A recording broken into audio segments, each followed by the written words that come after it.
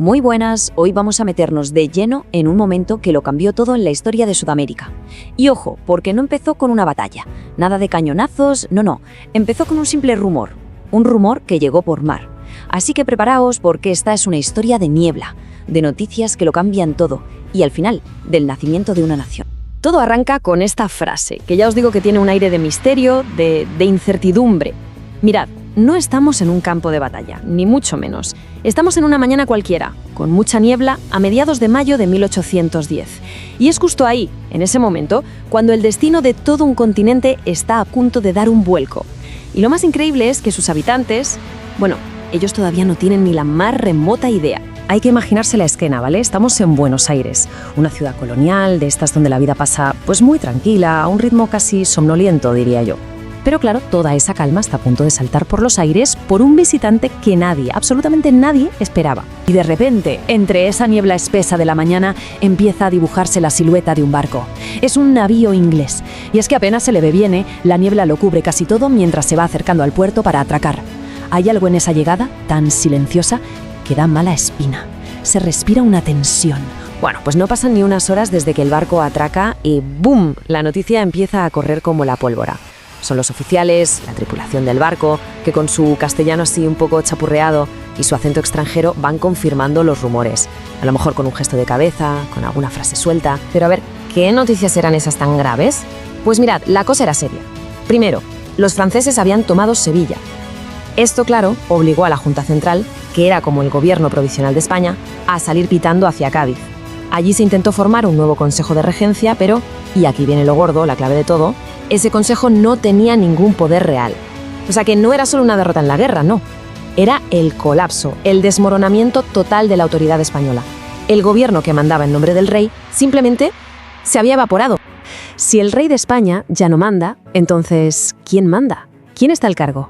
Pues la respuesta, curiosamente, no estaba allí, sino a miles de kilómetros, en Europa. Pues sí, el que había montado todo este lío en el continente era un militar corso de 40 años. Un tipo cuyo nombre ya sonaba en todo el mundo, y cuyas ambiciones estaban, literalmente, cambiando las fronteras de Europa. Su nombre, por supuesto, Napoleón Bonaparte. Y las crónicas de la época nos lo describen con un detalle, que es casi como si lo tuviéramos delante. Nos hablan de sus cejas finas, de su nariz larga y recta, de ese mentón partido tan característico. Y este hombre, este militar, se había convertido, de la noche a la mañana, en el dueño de facto de todos los virreinatos españoles. Y lo más fuerte es que lo era sin haber pisado América en su vida. Entonces quedémonos con esto, que es lo importante. Lo que hizo Napoleón fue crear un vacío de poder, pero gigantesco. La cadena de mando, la de toda la vida, se había roto por completo. Y claro, esto soltó una pregunta que era una bomba de relojería. Si el rey ya no gobierna, ¿quién tiene el derecho a gobernar? Y aquí es donde entra en juego una idea que era, revolucionaria para la época, aunque se basaba en teorías políticas españolas antiguas. Es la idea de la retroversión de la soberanía. Suena complicado, pero la lógica es bastante sencilla. Si el rey, el soberano, desaparece, el poder no se queda flotando en el aire, no, vuelve a su origen. ¿Y cuál es el origen? El pueblo. Y por tanto el pueblo tiene derecho a gobernarse a sí mismo. Tremendo. Vale, pues volvamos a Buenos Aires, porque claro, la pregunta es, ¿cómo se recibe una noticia de este calibre y una idea tan radical en una ciudad que, en apariencia, estaba bastante aislada del mundo y tenía su propio ritmo? Pues la respuesta es lo que hace que toda esta historia sea tan fascinante. Y es que aquí vemos el contraste, la tensión central de todo esto. Por un lado tienes una noticia que es un terremoto, que sacude los cimientos del poder en todo el mundo. Y por otro tienes Buenos Aires, una ciudad que nos describen como chata, de siestas lentas y perros y gatos gordos. Un sitio donde lo más emocionante que pasaba eran las fiestas, muy recatadas eso sí, o ir a rezar a la catedral. Que parecía el sitio más tranquilo del planeta. Pero ojo, que esa apariencia de ciudad tranquila era solo eso, una apariencia. Porque debajo de esa calma se escondía una fuerza, una confianza en sí misma que se había forjado a fuego. Como dice una de las fuentes, el bostezo de la vida en Buenos Aires ya se había roto antes. ¿Y de qué manera? Es que solo unos pocos años antes, en 1806 y 1807, la propia gente de la ciudad había conseguido repeler 2 invasiones británicas.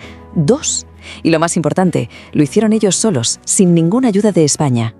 Habían derrotado a los soberbios ingleses con sus propios medios. Así que sabían perfectamente que podían defenderse.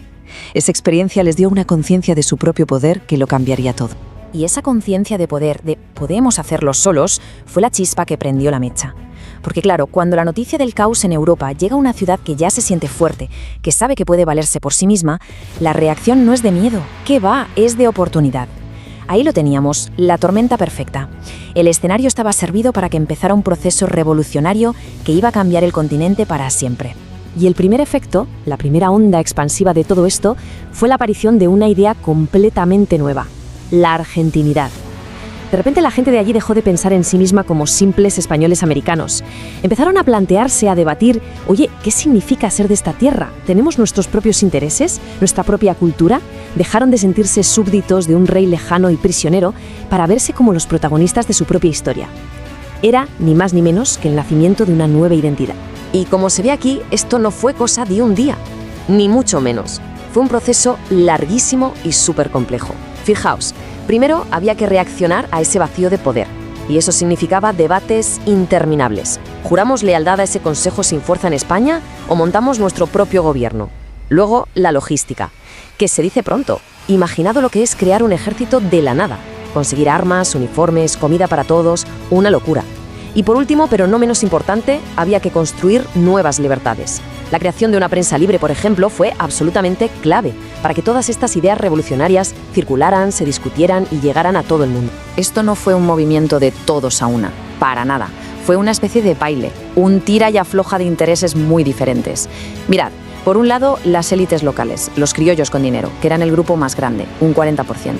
Ellos, claro, querían el poder para sí mismos, pero luego tenías a un 20% que seguían siendo leales al rey y que no querían saber nada de cambios. Y junto a ellos, las corporaciones, o sea, los gremios de comerciantes, la iglesia, gente con poder que o bien veía peligrar sus privilegios o bien veía una oportunidad de negocio. Y por supuesto, no nos olvidemos de la gente de la calle, la plebe urbana, que aunque tenía menos peso al principio, también tenía mucho que decir. Fue una lucha de poder en toda regla para ver quién diseñaba el futuro del país. Y claro, no podemos olvidarnos de la pasta, del motor económico de todo esto. El sistema colonial era básicamente una cadena. Ataba a América a comerciar con un solo país, España. Y romper esa cadena era un objetivo fundamental. Lo que se buscaba era crear un país nuevo, independiente, que pudiera vender y comprar a quien le diera la gana, sobre todo a la gran potencia del momento, que era Gran Bretaña. Querían entrar en el nuevo sistema capitalista mundial. O sea, que la revolución fue por libertad política, sí, pero también, y mucho, por libertad económica. Y vamos a cerrar con una pregunta, una idea para darle vueltas. La Revolución de Mayo fue, sin duda, el pistoletazo de salida para la creación de una nación, eso está claro.